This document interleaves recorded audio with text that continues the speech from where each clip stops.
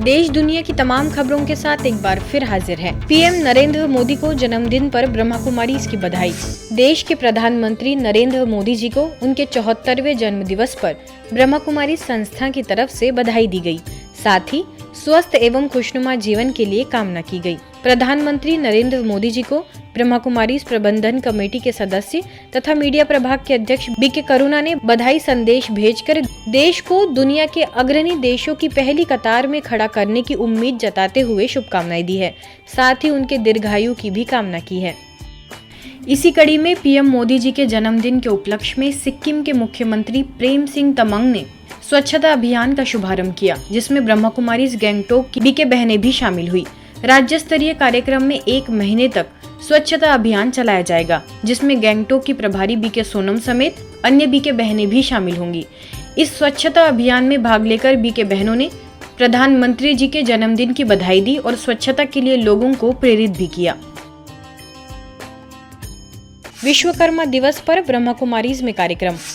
नई दुनिया के निर्माता विश्वकर्मा दिवस पर ब्रह्मा कुमारी संस्था के मनमोहिनी वन स्थित ग्लोबल ऑडिटोरियम में कार्यक्रम का आयोजन किया गया। इसमें विश्वकर्मा समूह से जुड़े लोग शामिल हुए।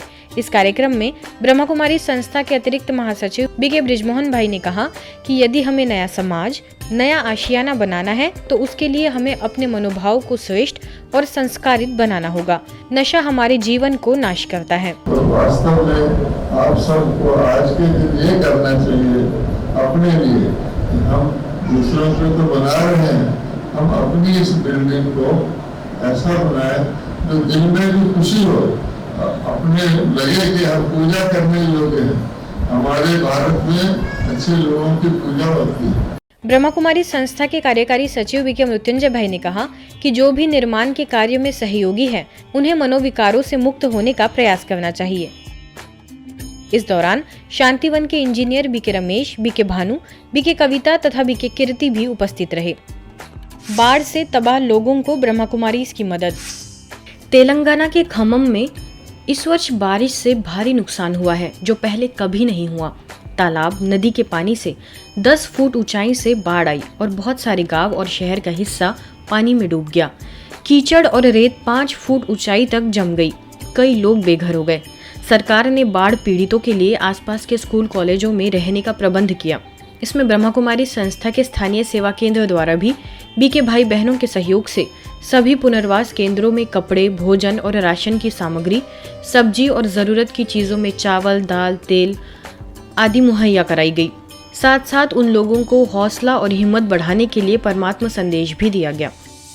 वास्तव में जड़ का ज्ञान भौतिक विज्ञान है और चेतना का ज्ञान आध्यात्मिक विज्ञान है। जड़ का ज्ञान हमारी इंद्रियों या उपकरणों की सहायता से प्राप्त होता है और नित्य नए संशोधनों से गुजरता है। चेतना का ज्ञान भावनात्मक रूप से सदा ही अनुभव में आता है, लेकिन हम उसे भी भौतिक मस्तिष्क की कार्य प्रणाली समझने की भूल कर बैठते हैं। यह बात कही भोपाल आचारपुरा सेवा केंद्र प्रभारी बीके किरण ने दरअसल इंजीनियर्स डे के उपलक्ष्य में integrating science and spirituality for the welfare of humanity विषय पर आयोजित सेमिनार में वे सभा को संबोधित कर रही थी।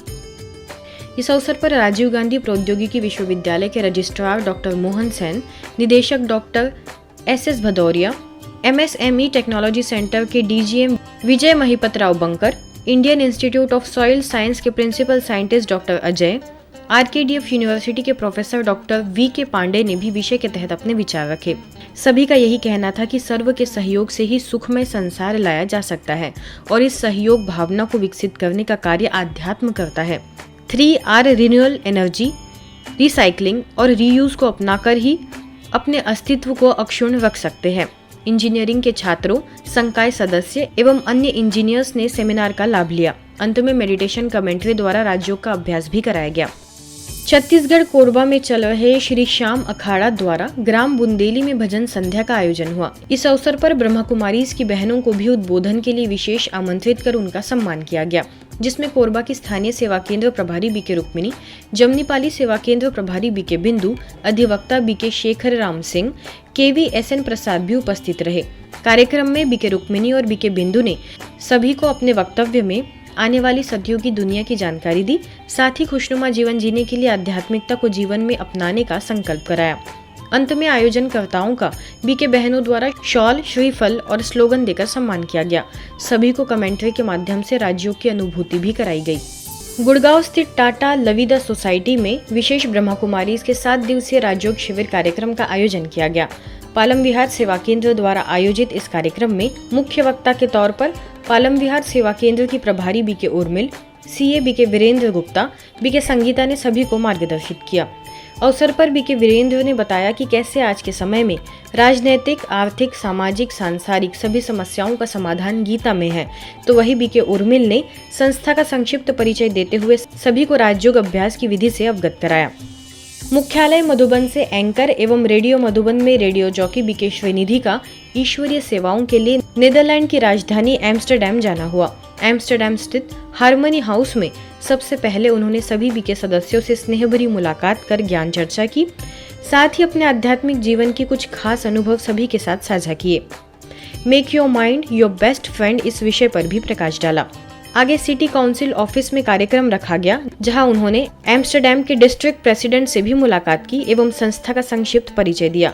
इसी कड़ी में उन्होंने बिजलमर पार्क थिएटर में पॉडकास्ट रिकॉर्डिंग की, जिसमें why do we live, how was the earth created, what are human beings, what does god means to you जैसे प्रश्नों के आध्यात्मिक परिप्रेक्ष्य में उत्तर दिए। देखिए उसकी कुछ खास झलकियां। And I think our purpose of living is to be happy. And when I say just be happy, it does not mean that I only care for my happiness. It means that when I am happy, I make others happy too. Yeah. So I think the purpose of life is to be happy and to spread happiness. And I think most of the people, if they realize that we're not just looking for our happiness, but we're also trying to bring happiness to others, then we might be having a more fulfilling life. So is meditating almost the same as dreaming, actually? You can say so. You can say so. But more than dreaming, I would say meditation is like sleeping. Sleep relaxes you. It gives you freshness. So how does sleep actually do this? When we sleep, slowly, our mind slows down its thinking process. आज की खबरों में फिलहाल इतना ही। देश दुनिया की तमाम खबरों के लिए देखते रहिए मधुबन न्यूज।